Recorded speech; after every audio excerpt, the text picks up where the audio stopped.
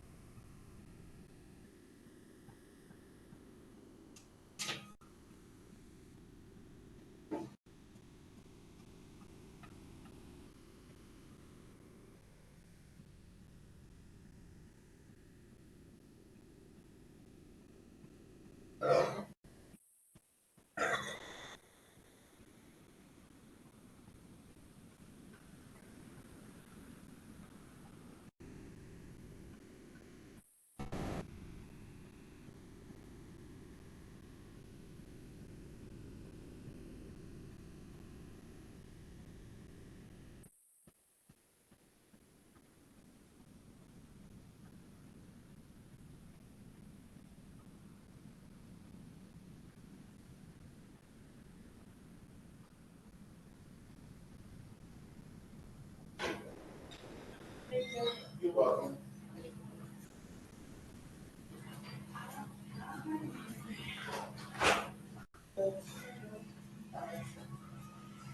I need it. Thank you, Shante. You're welcome. But I had to close the library. I had to close, so I was gonna email you, I was gonna be a few minutes late, but I mean. Did you get an email before today? Before today? Yeah, like, it was like after 5 with the link. Yeah. Of the meeting, but I came in person, so I'm down the hill. Downstairs. Yeah.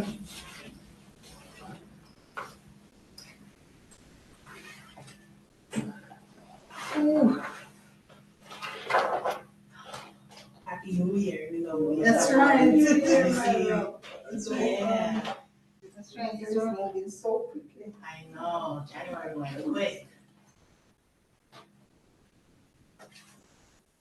I don't know if my fellow colleagues are coming tonight.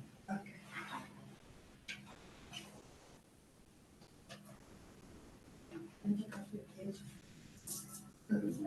You didn't print it? Oh, you didn't?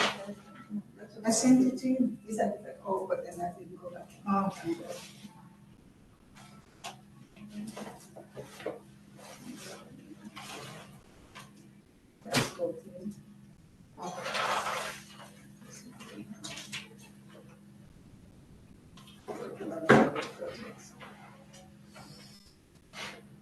You said they would write it out.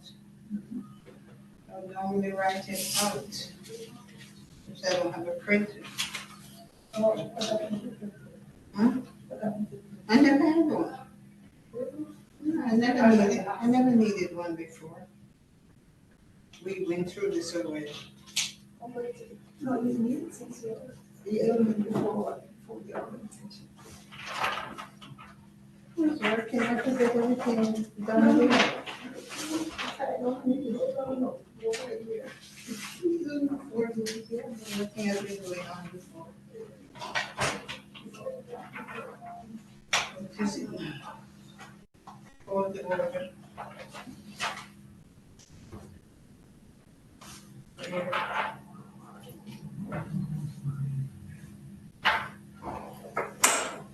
And then what is introduction and the speaker. She asked me who is Beatrice, who is presenting.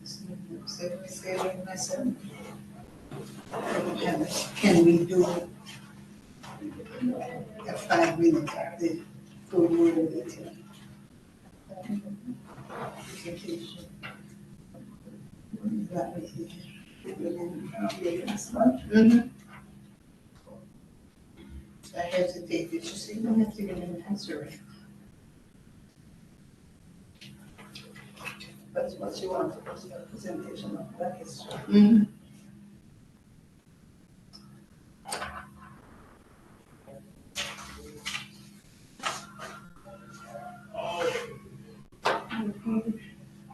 President, to president in February.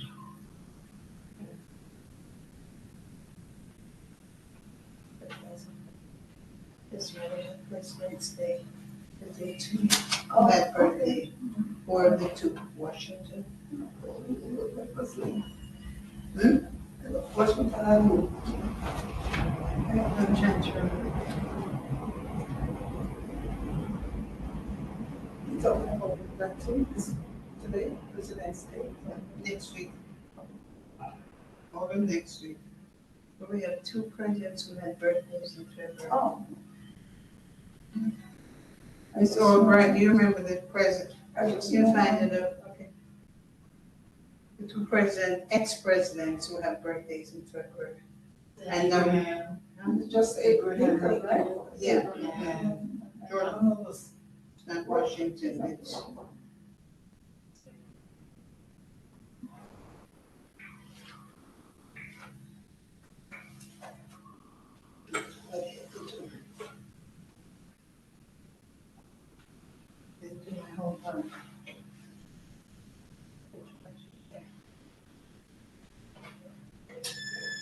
Oh, George Washington, the 22nd, Yeah. Abraham Lincoln, the 12th, Right.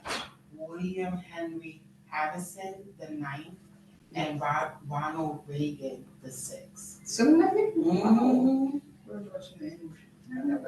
I didn't know Reagan. Yeah, no,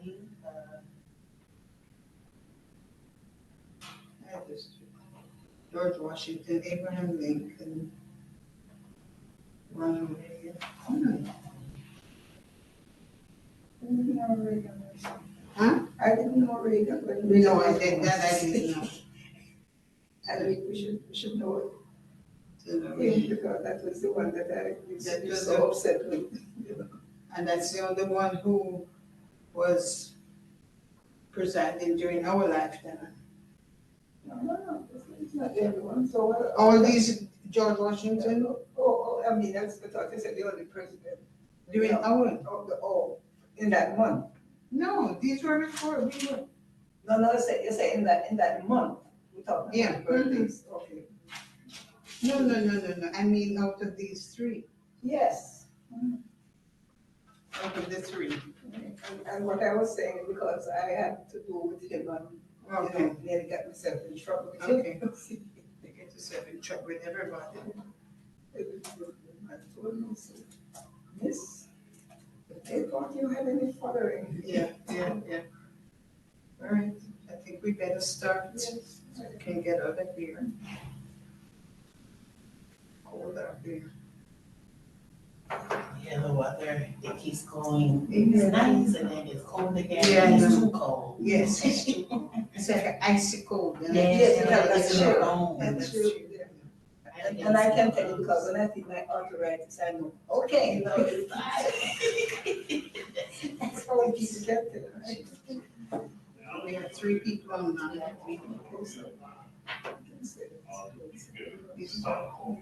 Okay. We're all set with this, right? Okay, good evening, everyone. Folks online and folks who are here, good evening.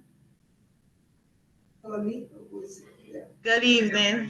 Good evening, everyone.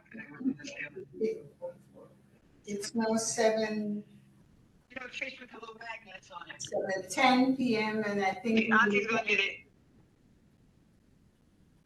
we call this meeting to order. This meeting is now called to order.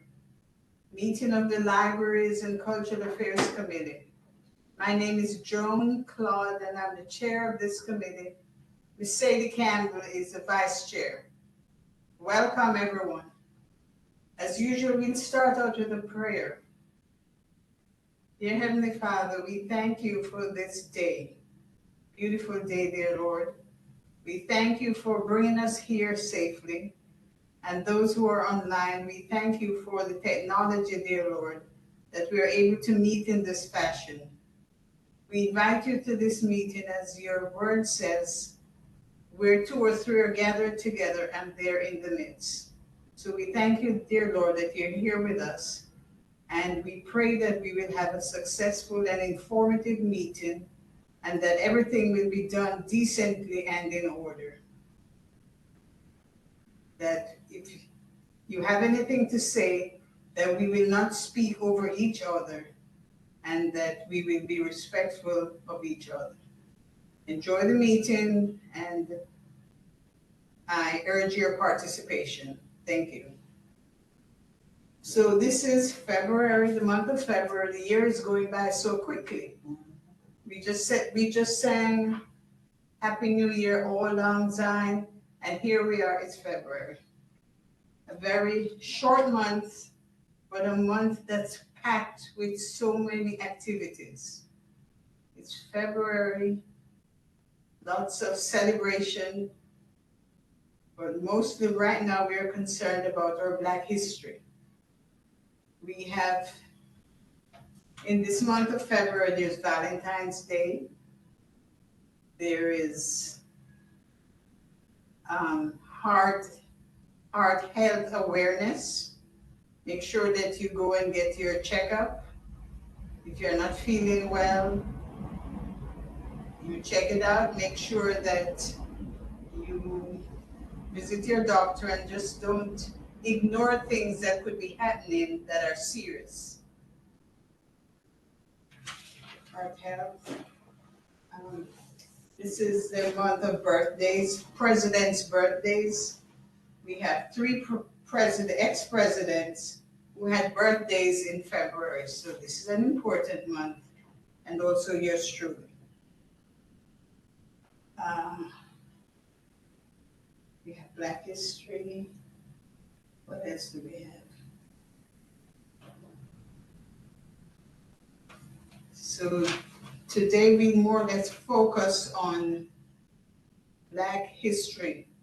Every day should be Black history because we have so much to celebrate.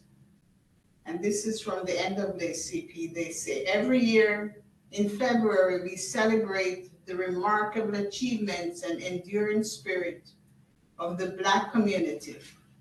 But this annual observance is more than a chronological account of our past. It is a time to celebrate the resilience and brilliance of our people, the stories and moments that empower us to imagine and build towards a more just and inclusive society. At the NAACP, we believe that truly honoring the rich tapestry of Black history and culture is a year-long commitment. Every day we are inspired by the indelible mark Black people leave on the world, in the world in more areas than one.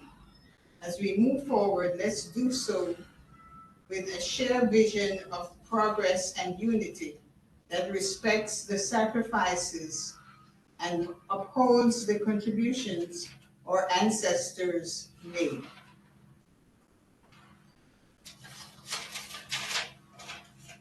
From then until now, we've advocated and agitated.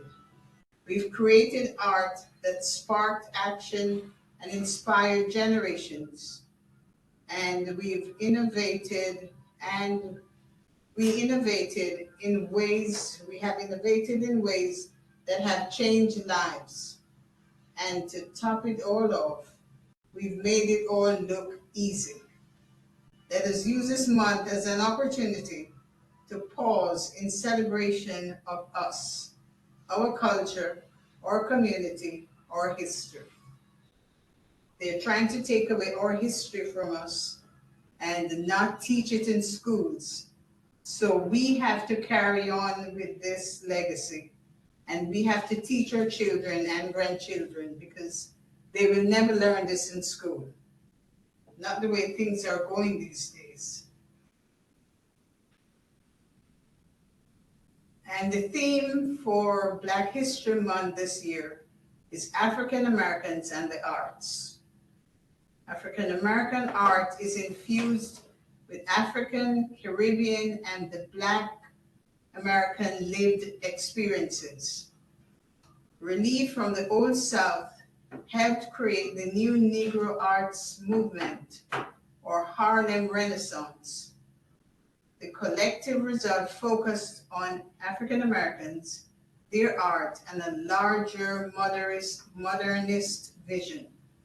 The pages of the crisis, the opportunity, the new masses, and other reviews of the 1920s and 30s helped to spread Harlem Renaissance imagery. Many African cultures emphasize the importance of ancestors as intermediaries between the living, the gods, and the supreme creator, and art is seen as a way to contact these spirits of ancestors. Art may also be used to depict gods and is valued for its functional purposes.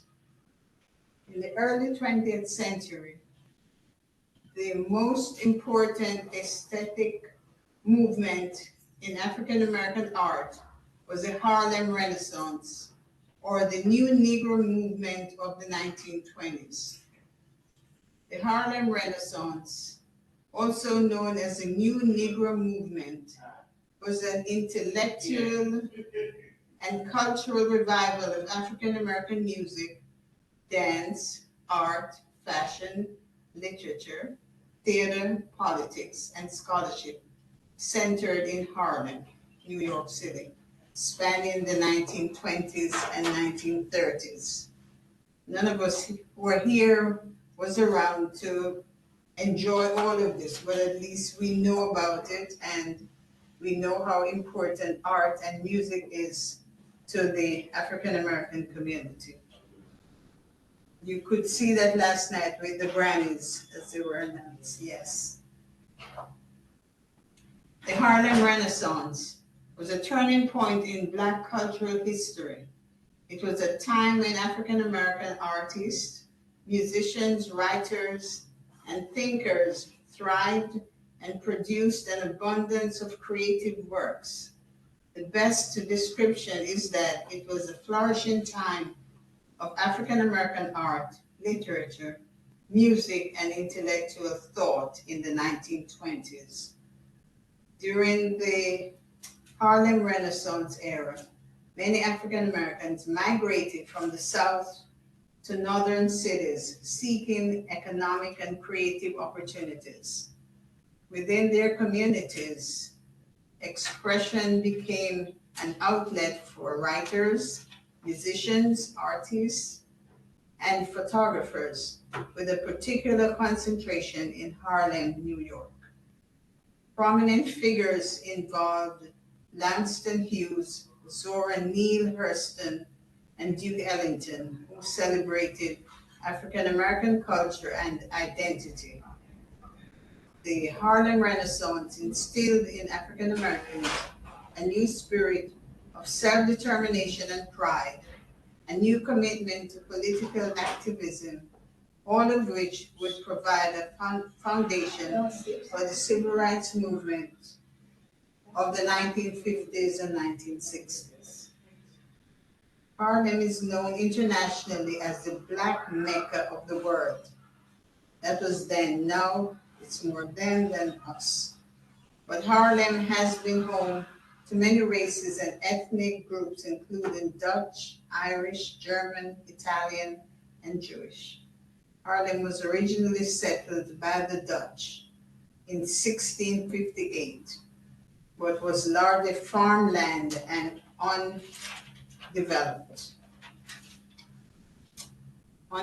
territory for approximately 200 years. The 1930 census showed 70.18% of Central Harlem's residents as Black and lived as far south as Central Park at 110th Street. Expansion was fueled primarily by an influx of Blacks from the southern US states, especially Virginia, North and South Carolina, and Georgia, who took trains up the East Coast.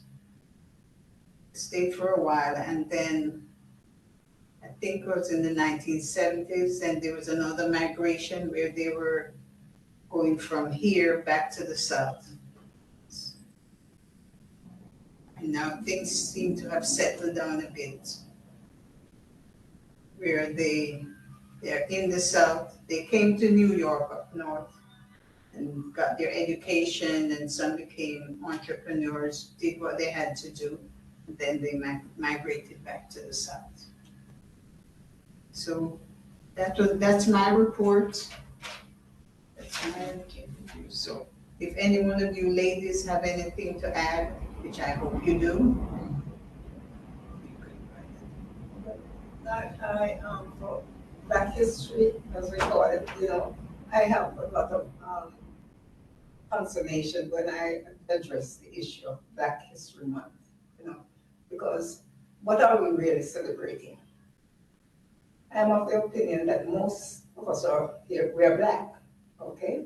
And we stay Black for all year long. So, so instead of really celebrating Black History Month or in February, we celebrate all year long, So, and because I was talking about the Black contributions, we have contributed to the world, not just here in the United States.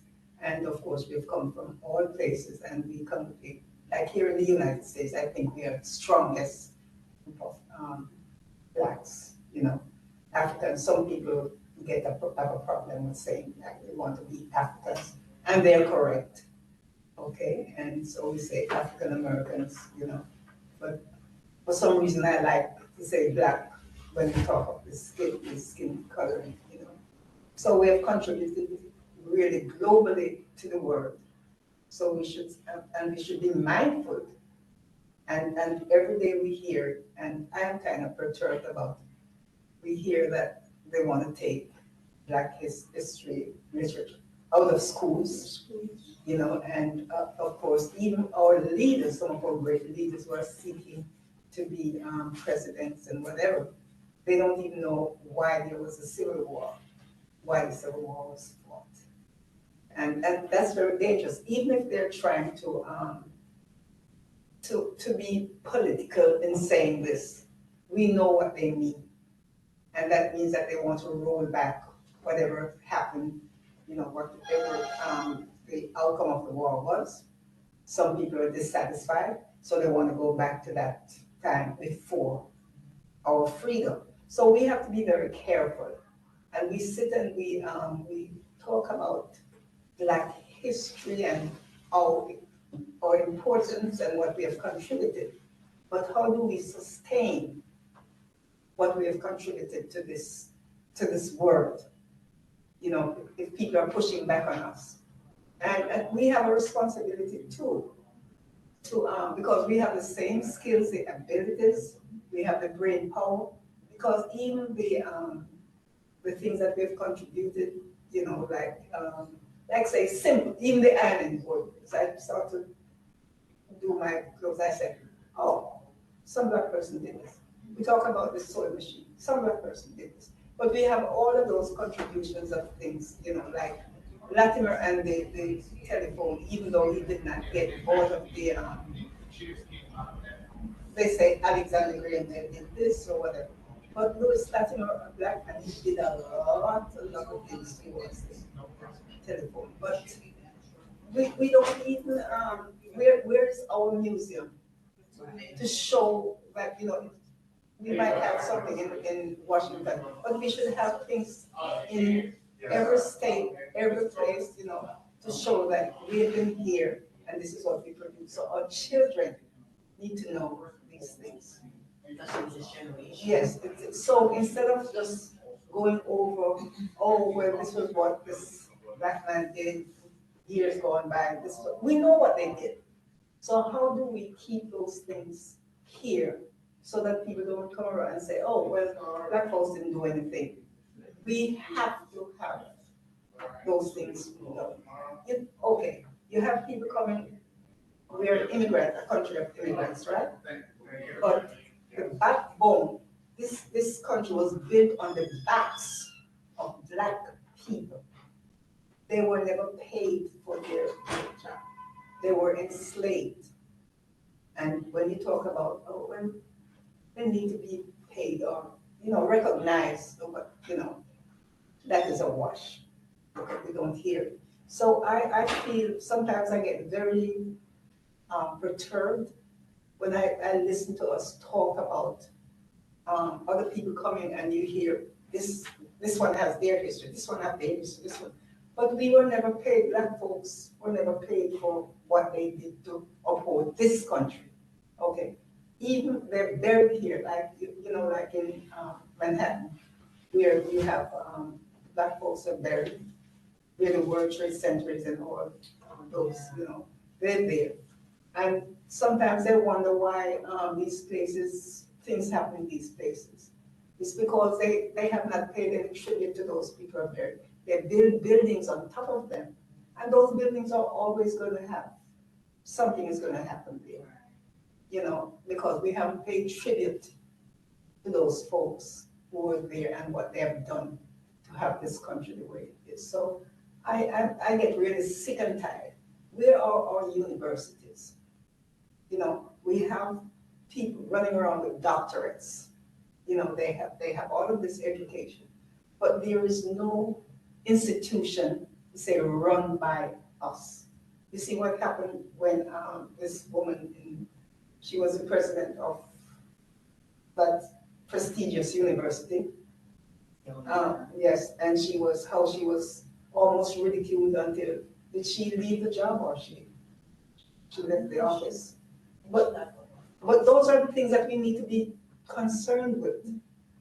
We are here, we know what we have contributed, but nobody wants to accept this, and they will beat you into the ground, okay, with their ideas.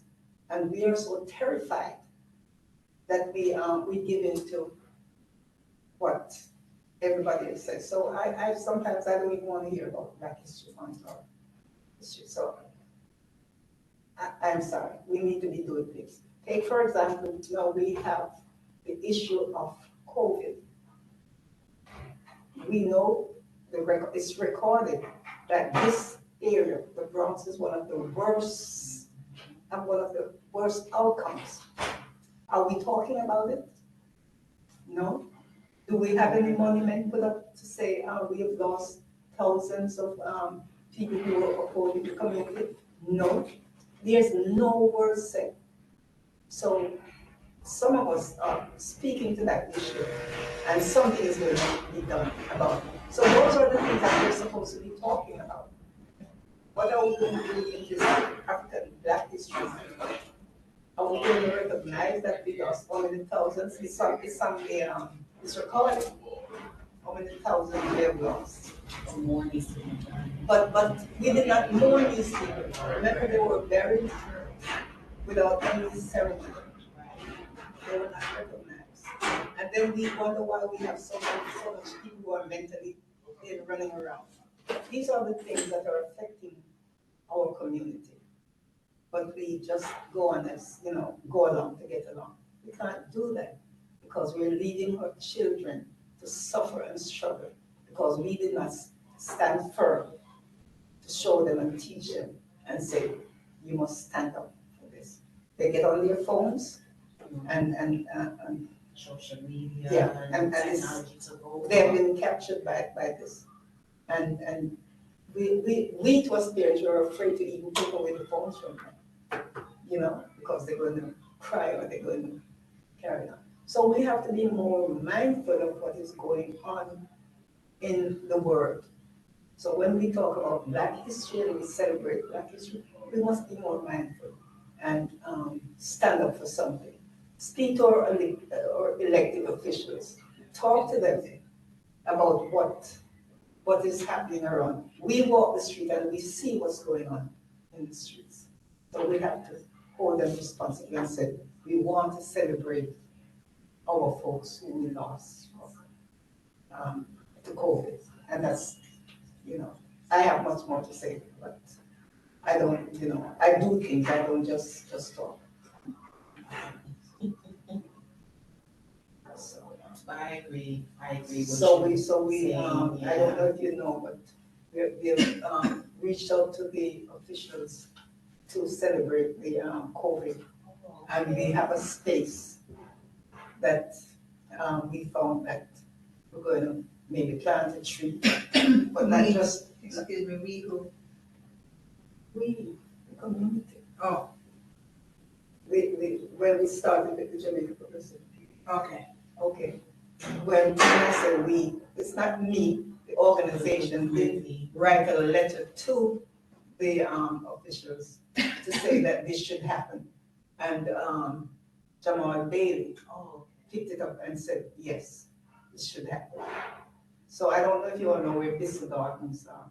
No, It's right at 241st and where Baychester. yeah. Yes, where the train. The back train? Yeah, the train yard. Train yard, okay. Okay, behind there's a place called Bissell Gardens. They used to have a farmer's market there. So that space was located. I think the veterans have that space, so they said they would allow us to plant a tree and to have a celebration there. I definitely want to go. Yeah, so in May, I think, Okay, yeah. it's gonna come from the senator's office. So you have to hold their feet to the fire. They'll do things, but if we don't encourage them, they'll go to the next person who's waving at them, come over here. We have to tell them, stay here, do that. So we have to pay attention to those things if we want to save our community. Right. So in celebrating what we call Black history, African history, we are a lot of Africans, people of color in this community, and most of us of color are of African descent. Whether we want to say it or not, So That's behind the number 5 train. no. Number 2. Yeah, but when Baychester meet, where 241st. Yeah. Where all those trains, the yard, The train yard, Yes. yeah, over there. And it's called Bissell Gardens. So I'll visit there one day. I think the veterans are in charge. Oh, They were okay. getting so it's a big space in there. But if we celebrate, so that's how we celebrate Black history, and that's something that we should have been doing. Let's say this year for Black History Month, we should be going to that spot and do something, just a suggestion, and that's my opinion. Thank you. Well taken. especially the suggestion for the COVID memorial. And of course, we have, that immigration situation that we have with the migrants. That's a big issue in our community. You see, they beat up the cops the other day. Yeah. And, and that's, how did that happen? How did that happen? I think one is still in the hospital. One of the police One of the officers? cops, yeah. Oh, wow. You know. And it's really carelessness. But then again, we have not been paying attention. I mean, the elected and all of us, because we're a country of immigrants. So we welcome, but you have to have an order of things. There are people here who are been here for a number of years and they still have no status. So when you have this new influx, those people are still going to be here with no status, and the new arrivals will maybe even get better attention than the ones who have been Being here. taken care of. Yeah, and nobody's talking about that. Yeah. So if we don't speak on it, Yeah. who's going to speak on that? We have to be more responsible than that. Yeah. Because we see them walk in our communities. And the ones who are coming, they're very organized. Because I see them how they do things in the street. I see they put one at the, like at the post office. One is there holding the door and you go in when you're coming out. And then the other one come and takes him off and he takes a break and they put another one there. Oh. They're organized. Wow. They're not joking. That. You understand? So we have to look at our community, watch what's going on, watch our streets. And I'm one of the street watchers, So my children tell me, be careful that they don't hit me on the head. But I have to watch them and see. If you don't watch them, you don't know what's going on. And it's like when those marijuana shops are, cropping up. You have to watch, because when I came and I told George I saw one down where I see them cropping up, we don't know whether they're legal or licensed or whatever. You have to watch your streets, So we are not, I don't think we're mindful enough. And a lot of things happen, We have children out there in the streets, so we have to be mindful. Yeah, definitely that. And if I might add, my pastor like to say, they call them the new New Yorkers, the immigrants that have come in now. It's a shame that no one has any status on them. No. Nothing. Nothing. You can't just bring someone home and you have nothing. You maybe have their names, but no record, no ID, nothing. No fingerprints, nothing. That's not. No, they have a criminal Well, background. when they're learning, Yeah. they're learning. Yeah, because they did to the cops. They're learning, And they found out that one actually had a criminal background. Yeah, Yeah. because The one that is actually in jail now. Yeah, so they're happy to send them here, push them there, Which and is, devour them. which is something that should have been done before, and then the other family just let them go like that. I mean, Even I'm a dodo bird, and I know that should not happen. especially with a police officer, You know. law enforcement, I know you get just, unheard of. because I'm an immigrant, and I know we had to go through some rigorous examination to get that citizenship. It was rigorous. It's not what you see going. That's nonsense. And yes, immigrants work, because I know that immigrants will do 3 jobs, but you have to know who you're bringing. So we have a responsibility and we're not doing it. Ms. Albright, do you want to add to? Just briefly, I work at the Wakefield Library down the hill from Community Board 12. And, you know, I agree, like, Black History Month should be celebrated throughout the whole year. You know, right now at the library, we have our displays and we have programs for adults, teens, and children, but we always acknowledge, you know, famous Black authors, actors, you know, entertainers, etc. We always display the books. We actually have a section called Urban Studies. So we have, you know, African American authors, elected officials, leaders. So if anybody comes in and they want books on a certain person, a famous Black, you know, person, that we have that available. So we try to, you know, have stuff available for the community. Cause you know, it might be an important event that might come up, or just, you know, somebody just wanna read on somebody. So, you know, in our location, we definitely have that, available for the community. But yeah, I definitely, you know, agree, everyone, especially community here, they need to come together.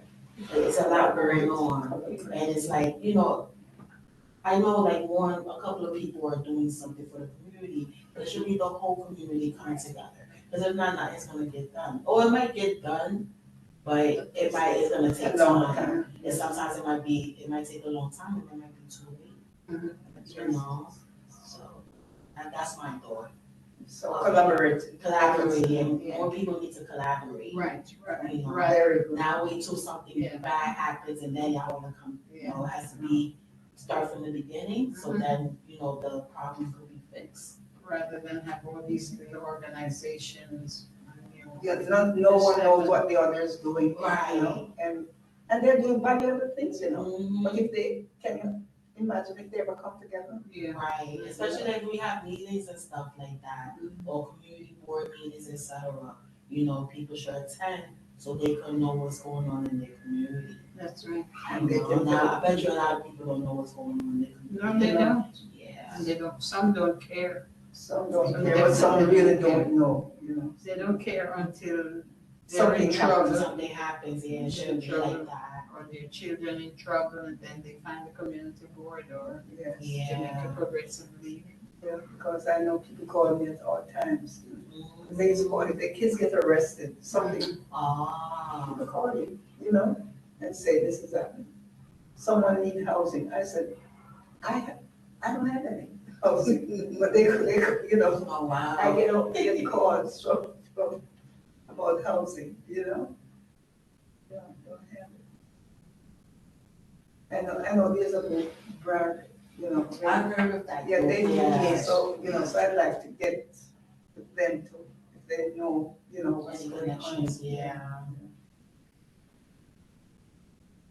People have to come together, that's what Yes. it is. Yeah, especially these times now, Mhm. yeah, people need to come together and support their community. So, Do you have- people online have anything to Yeah. say? Do you have anything specially planned for Black History Month? Well, Any program? Yeah, so for the library, for the Wakefield Library, we have put together a creative writing, workshop. So we collaborated with the Bronx Council of the Arts. Okay. So it's like basically a Bronx memoir project, and we're gonna do it starting February 24th from 1 to 3. So it's 4 sessions. So it's February 24th, March 2nd, so it goes to February 2. I tried to get it in the beginning of February, but it didn't work out, so we wanted to at least get it, you know, before the end of the month. So February 24th, March 2nd, March 9th, and March 16th. Those are all Saturdays from 1 to 3 p.m. I'll leave some flyers, and also I'll send a flyer to the community board 12 listserv. I'll email them so they can share it with everyone. Okay. Ms. Tolene and the others, do you have anything to add to our Black History Month? Anything to say? Yes, good evening. I'm trying to figure out, Ms. Claude, how you would like for for me to proceed? Because you really don't want to get me started on, do I have anything to say? So I'm gonna say it to the extent of introducing my sister friend here, and Okay. also to let you know that just like you ladies are sitting there, you queens, as I would say, speaking of everything that's going on, please understand that I am a retired educator, as well as the lady that I am getting ready to introduce you to, who is an educator currently, and many other things. In our community, I can't even list them. But she is also the counselor to my granddaughter in high school, at her high school, which is Explorations Academy. I'm not sure. I mean, we are going through, I am the chair for the Education and Youth Services Committee. So I am working with all of the schools in District 11 and some of the schools. 12. Right, in 12 and 8 and 9. I mean, I'm working with a lot of the schools in all the areas because of this same thing that you were just discussing. Aside from the fact of having our children who are already here having difficulty, we are also working hard and trying to deal with the children that are coming in, as you say, as our mayor says, New Yorkers. Yes. And what the pushback that I'm getting mostly is that all of these things, they have all of these wonderful and marvelous things. But what about the families that have been here? What about the families who are currently in shelters? What about the families that have been waiting for apartments and places to live for 2+ years now? So it is a lot of work, and it is also very difficult work because, as you said, there is no paperwork, and so we have to deal with what we're told. Regarding students being admitted to schools and different areas. So it's a lot more than what you can imagine. But I am a praying woman, so it's a lot. It's a lot. I appreciate you all the time, every year, for doing this, to give everyone an opportunity to speak about what's going on in our community, which is why I wanted to bring Miss Sheba Simpson Amsterdam. She's a Harlem girl like myself, and I like the fact, Sadie, that you started out with Harlem. So I was sitting here smiling about that also. And in case anybody saw my little text that I put in the chat, I also added to the fact that we do get one extra day this year for Black History Month because it is leap year. So we do get 29 whole days in February. And also I put an LOL in there because February 16th is my first birthday. And I say my first birthday because you know that I had a heart transplant. So I have a second birthday, which is the 4th of July. So I am so pleased and blessed to be here with you ladies. And Joan, I'm not sure if you were going to introduce Ms. Simpson, or she's going to tell you about herself, or how you wanted to proceed. Let's ask her what she would prefer. I would like to be introduced. You have a choice. I would like to be introduced. Okay, I will. I will do the honor then. Sheba, I love this name, Sheba Simpson Amsterdam. Sheba. Yeah. Okay, Queen. Is a native New Yorker who has lived most of her life in Harlem. Sheba is a wife, a mother, a grandmother. She has dedicated her life to educating students in New York City public schools for more than 20 years as a special education teacher. God bless you. Dean, New York City Men Teach Mentor, and currently as a special education coordinator at a high school in the Bronx. Queen Sheba also works at Beyond as a case manager, providing early intervention services to children from birth to 3 years old. Whenever Queen Sheba is asked what has kept her in the field of education, her response is always the same: the relationships she has cultivated with her students and their families. Queen Sheba is the founder and CEO of I'm on Assignment, Inc., a nonprofit organization located in New York City, which services marginalized communities through advocacy, education, financial literacy, and social justice.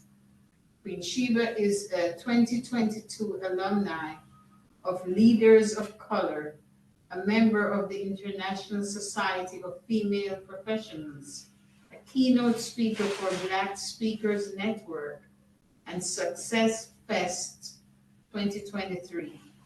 In addition, she is a volunteer with Helping Hands, which delivers food packages to homebound individuals.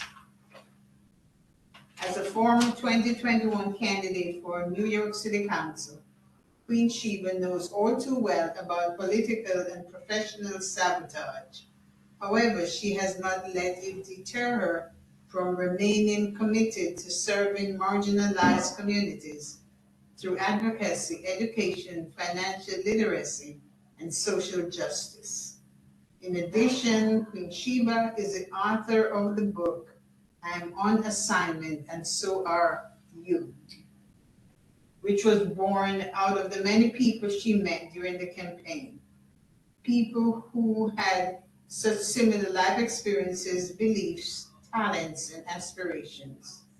Queen Sheba's book helps people silence the noise to get to their purpose and fulfill their earthly assignment. The book can be purchased on Amazon.com. Contact her. Please visit her nonprofit website, www.I'mOnAssignmentInc.com. Email I'mOnAssignment22@gmail.com or call 646-499-3350. One question, what's the cost of your book? $18.99. Okay, thank you. Or it could be purchased as a Kindle purchase. Okay. And I'm also co-author of an anthology with other women, and the book is called Choose Purpose Over Fear, Win Every Time. It is the purpose edition because, again, we all have purpose, we all have value, and the chapter in the book that I wrote was, you can block me, but you can't stop me, how to overcome political and professional sabotage. Okay. And that can be purchased as well on Amazon for $9.99. $9.99? Mm-hmm. And you did a wonderful job in introducing me. If I didn't know it was myself, I would be like, wow, who is that lady? So good evening. And I want to first start out by saying thank you for having me tonight. And I hope whatever I share tonight speaks to everyone within my ear, my voice, that they are able to take away something that will continue them on their journey and their purpose in connecting to someone else in the world so that they can connect to their purpose. That's honestly what my book is about. Again, it was born out of the idea of all of the people that I met during the campaign, people who lived in the same building but did not talk because of fear, just being caught up in the pandemic and not knowing if they were going to live or, or die. And it was overwhelming. And when I say overwhelming, I say it in a way that is deeply, it was deeply inspirational. It was deeply eye-opening, and it was definitely um, led to me knowing that at the time I was walking in my purpose by trying to be the vessel of the voice of the people, not the voice of the people, but listening and then sharing the concerns of a community that has been for generations looked over. And so once the campaign was over, I didn't want to stop doing the work that I had started with the people who worked on my so diligently on my campaign. And so that's why I started I'm on Assignment Inc. because I know that every one of us has an assignment. And that is why it is named the way it is. And then adding to that is I'm on assignment and so are you. The book was born because I feel that, again, there are so many things in the world that are wrong, but there are so many things and so many good people that are right. And I wanted this book to be an inspiration, a roadmap, a tool for people to have in their arsenal of fighting back the oppression, the subjugation, the fear of walking in their truth, the fear of stepping out um, and saying, yes, this is my assignment, and it may not look the way you want it to look, but this is who I am. And I always tell people the first thing to do is, yes, look at the book, the cover, it is of me, but the dedication is also to me because I was that young person that didn't have a role model. Um, my mom was a working mom, as most of our parents were, and she did her the best that she could with what she had at the time. But I was a lonely kid, right? And I always think back to this little girl right here. This is little Sheba, and I dedicated my book to her because there were times I wanted to give up as a kid. Um, and I literally wanted to give up. And she fought for me to be this big Sheba and sit here before you tonight to tell you that we all have an assignment. We all have God given, divinely given talents that only we have and can share to the world to make it a positive, a better and positive world. I just want to read this quote by Michelle Obama because it speaks directly to who we are as people. And I was so enjoying talking to you. I lost the page, but I'm going to get it right back.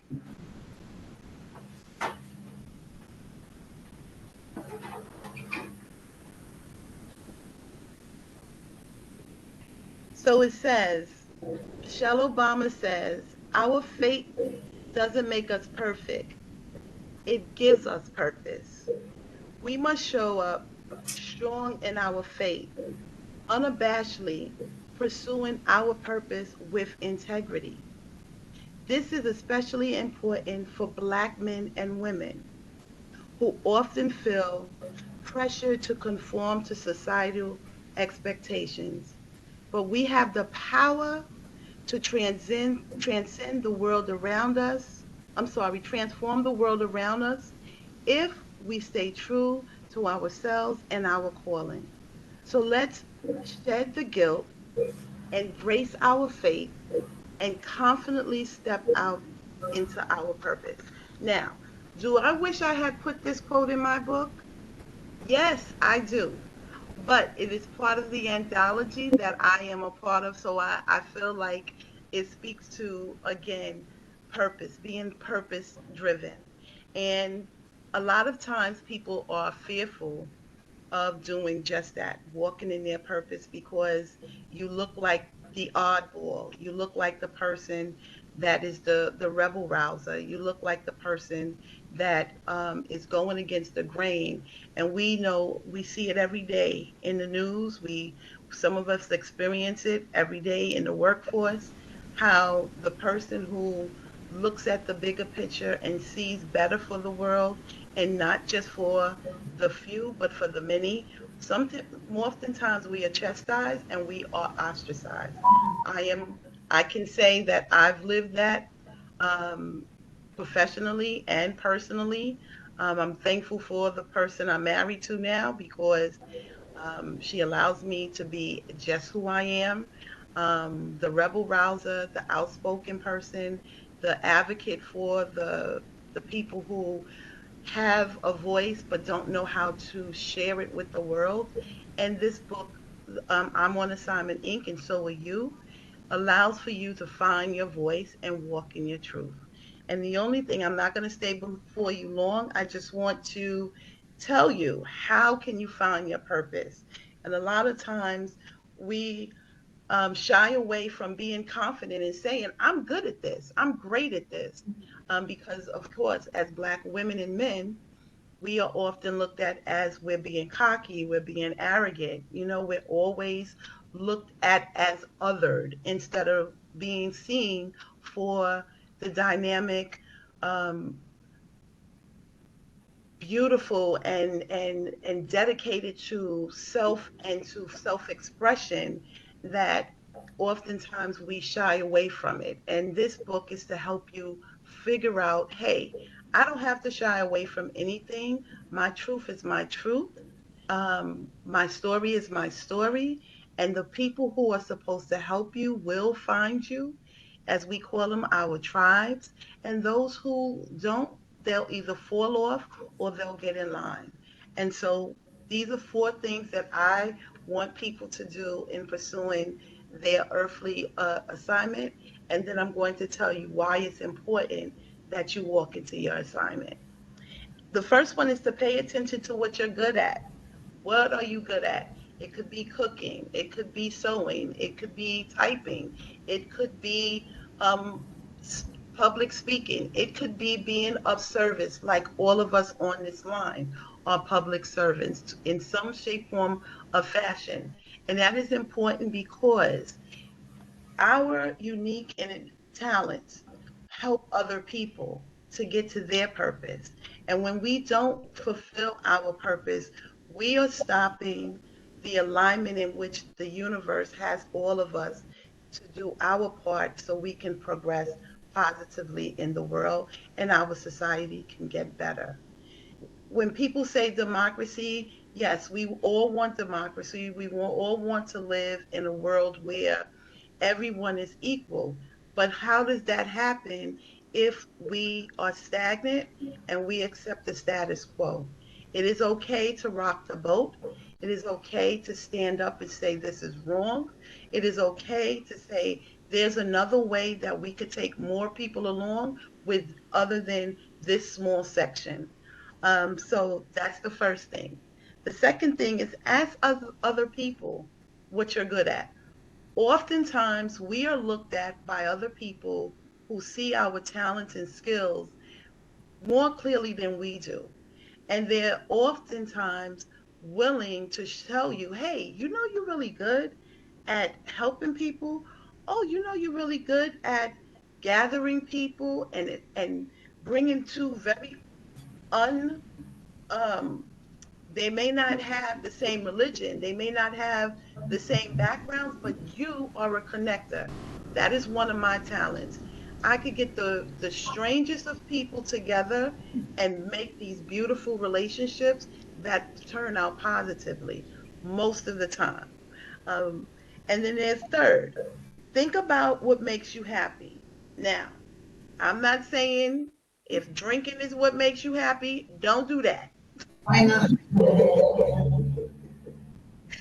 Don't do that.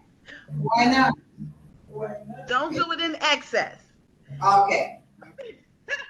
But do the things that make you happy and cause you to lose track of time and say, wow, this is really something that could help other people. And lastly, don't be afraid to experiment and step out of your comfort zone. So many times, once we get to a certain age, we think, oh, I can't do that. I'm too old for that. Oh, that people will laugh at me. People will talk about me. We all have this inner thing about us that um, it's not okay after a certain age to do anything. I'm 54 years old and I'm still going to learn how to ride a motorcycle. That has always been on my bucket list. And after I retire, that is going to be something that I do pursue. And when I also running for city council, that was never in my thought. It was born out of the fact that as a Harlem girl, I moved to New Jersey after a home invasion to keep my family protected. And in 7 years, after I couldn't take it anymore because I was in New York more than I was in New Jersey, and I moved back. But when I moved back, it seemed like Harlem had stood still. And I was like, what's going on? Something has to give. And I'm one of those people that say, I understand that there are people who, our elected officials, who have been in the game for decades, and I respect that, but I also respect the fact that sometimes you have to move along and that new energy come into the position that you're holding and get us to the next relay. And so, with that being said, why do I think it is important for us to walk in our purpose and fulfill our earthly assignments? It's like a relay race. If you drop the baton, the next person can't get to their purpose and fulfill their earthly assignments. And during this month of Black History, we have to think about all of the sacrifices, that long relay race from the continent of Africa to that journey through the diaspora of the transatlantic trade slave, through the black codes, through Jim Crow, the civil rights movement, also through the Black Panthers, the death of two of our prominent leaders, the excommunication. Always say this about Marcus Garvey being sent back. We've come so far, and it is our time to pick up the baton and get to the next person or the next generation so we can move our society in a positive way. Thank you. Thank you. Thank you. Miss Arlene Wanless. Miss Arlene, Yes, ma'am. we recognize you. Do you have anything to add to this? Other than the fact that I'm really glad that I joined, this is just so inspirational. And I really echo your sentiments about the community needing to be more organized and be more involved, knowing what's going on around us. Like you, I'm a street watcher myself. Unfortunately, I don't have any other street watchers in my neighborhood, but I try to do my part. So I'm really glad that I joined. Thank you. What's your last name, Miss Arlene? We One can't understand. Wanless Gooding. Huh? Wanless Gooding. One is good. Good day. Good, G-O-O-D-E-N. ING. G-O-O-D-I-N-G. Oh, Gooding. I-N-G. Okay. Gooding. Yes, Are you a member of Community Board 12? I am. Thank you. We have opening on this committee in case you're interested.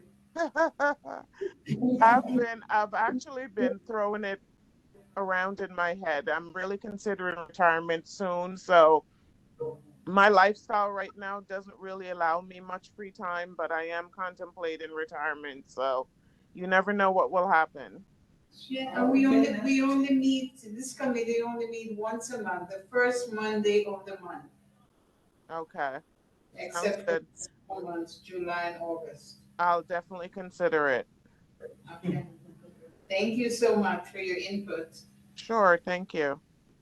Miss Sybil, we recognize you. Miss Sybil? Sybil. One more time, Miss. Yes. She answered. Yes. Miss She Sarah, did answer. Yes. we recognize you. Good afternoon. Thanks for Good e- joining us. Do you have any input in what we're talking about? No, I don't. Not at this time. Okay, thanks for being here with us. You're welcome. I hope you'll get some information from this.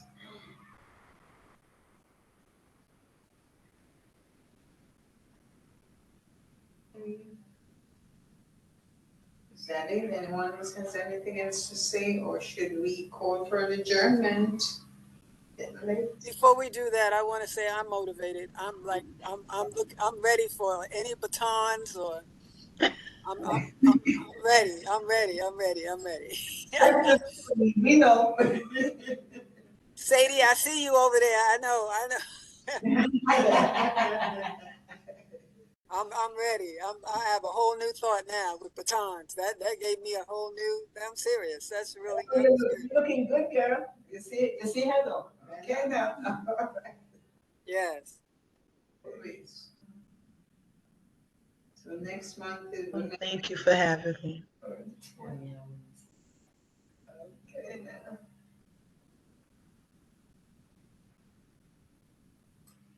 Anything else? Let's adjourn. That's what I just asked. If we have nothing else to say, rather than sit here and admire each other, which there's nothing wrong with that. Oh yes, because everybody is looking so beautiful. and especially this queen over there. Queen Sheba. This Queen Sheba. I lived in Harlem, Where did you live? 2409 7th Avenue. I don't know what it's called now.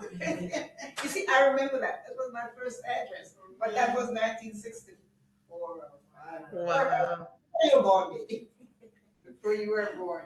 And I came from 142nd Street. I grew up on Sugar Hill. 121st. Yes, and I grew up on 121st Street between Manhattan and Morningside. And then when my first adult apartment was on 119th and 2nd Avenue on the east side. I can't forget that 2409 7th Avenue. I don't think that building is even there anymore.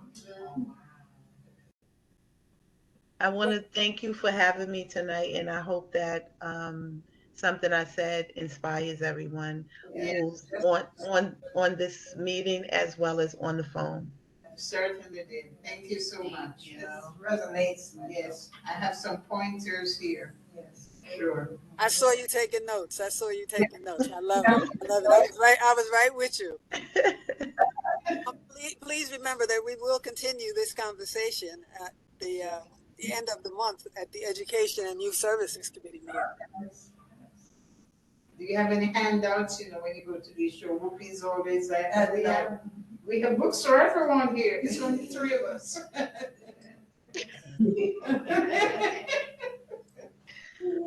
Where is the office located? 4101 White Plains Road.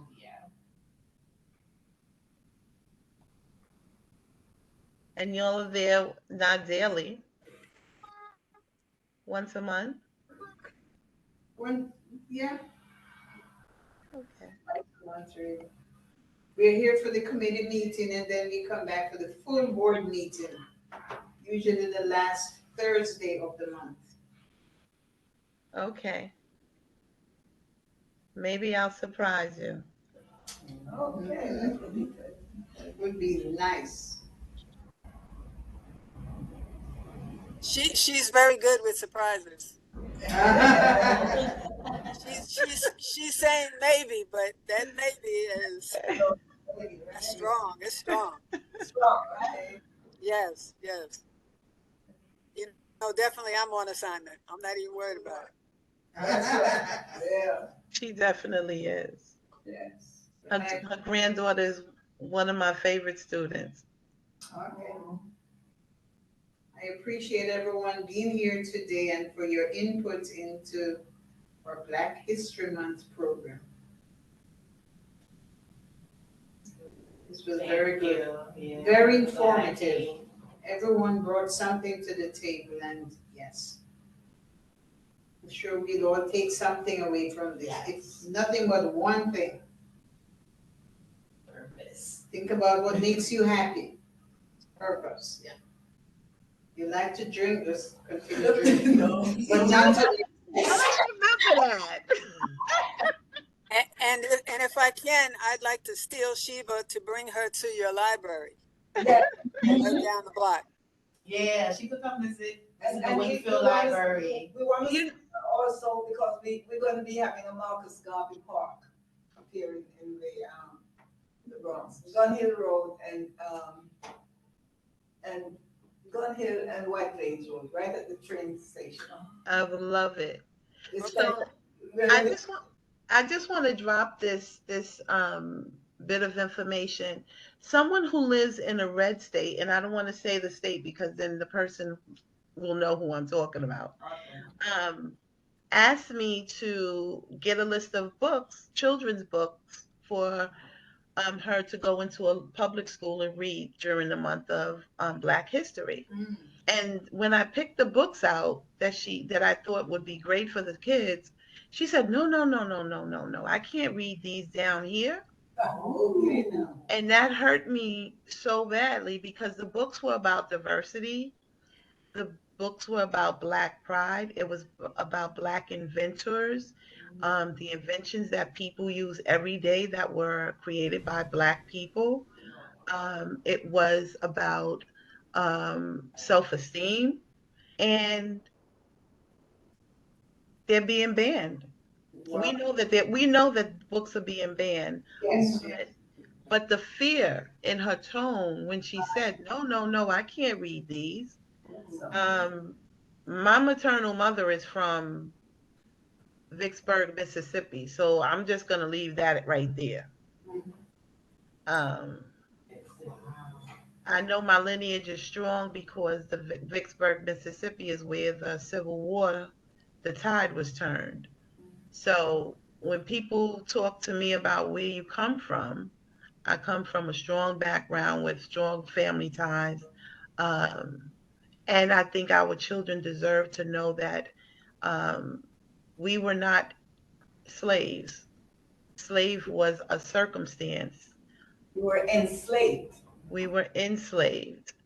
And it wasn't who we are, it was our circumstance. And there's so many great books that children down south are not allowed to read that would help them and inspire them. Reading was, again, something that saved my life from an early age. So I know the power of reading.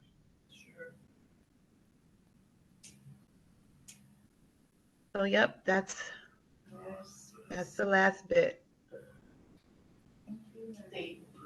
Thank you, thank you. Thank you, Queen Sheba, thank you. Miss Coley. Thank you. Okay, Miss Colleen. Thank you, Miss Sadie. Thank you, Miss Arlene. Thank you, Miss Albright. Thank you, Miss Arlene, Miss Gooden. Thank you, Miss Sybil. I would like someone to make a motion for me to adjourn this meeting. So moved. You know, you're supposed to make the motion. Oh, I make a motion that the meeting be, and second. I second. Second, okay. Thank you so much.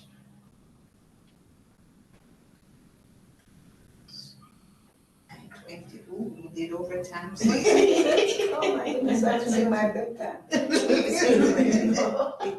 Oh, 8. Oh, okay, 9 would be, oh my gosh, that would be crazy. I've been falling asleep. No, you'd be snoring. Yes. Ladies, please get home safe. You too, get home safe. Good night. Good night. Good night. They're home, see how happy they look? Yeah, they're home, right? I'm signing off, Tolene. Okay, thank you. Love You're you. very welcome. Love you too. Thank you all. And hopefully for the next meeting, my colleagues will be here to join us. I'm gonna get them. Yes, So they get to okay. even this virtual, I have them come and participate. Yeah.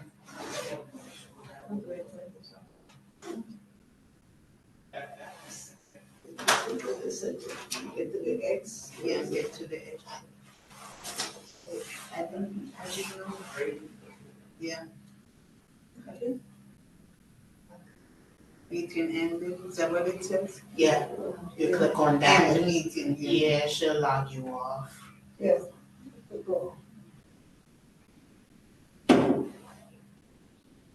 We have to go far, Miss Yeah, Albright. you gotta move the mouse up where it says end meeting.